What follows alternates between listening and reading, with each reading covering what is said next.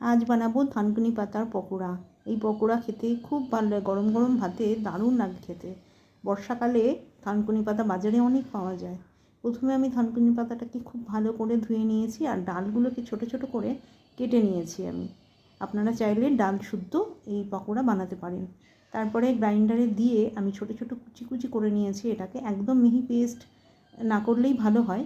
কুচি কুচি করে তার মধ্যে আমি এর মধ্যে দিয়েছি বেসন, চালের গুঁড়ো, আর দিয়েছি লঙ্কা কুচি, আর দিয়েছি পরিমাণ মতো নুন, আর সামান্য একটু চিনি আর হলুদ দিয়ে খুব ভালো করে এটাকে মেখে, জল যতটুকু দরকার ততটুকুই জল দিতে হবে। খুব ভালো করে এটাকে আগে মেখে নিতে হবে। তারপরে অল্প অল্প করে এর মধ্যে জল দিয়ে পকোড়া ভাজার মতন একটা ব্যাটার মতন তৈরি করতে হবে, ঘন ঘন একদম ব্যাটার।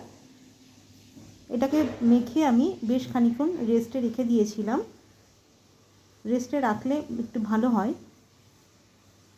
তারপরে কড়াইতে তেল দিয়ে মিনিট 15 মতো আমি রেস্টে রেখে দিয়েছিলাম। তারপরে কড়াইতে তেল দিয়ে অল্প অল্প করে নিয়ে পকোড়াটা ভেজে নিয়েছি। খুব ভালো লাগে খেতে, লাল লাল করে ভেজে নিলে এটা দারুণ লাগে খেতে, গরম ভাতে খুব সুন্দর লাগে।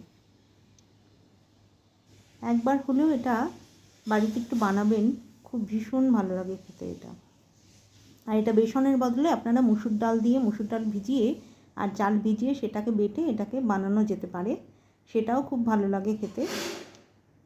সময় কম থাকলে এটা বেসন দিয়ে করলেই ভালো হয়। বাড়িতে কেউ যদি ট্রাই করেন আমাকে জানাবেন প্লিজ।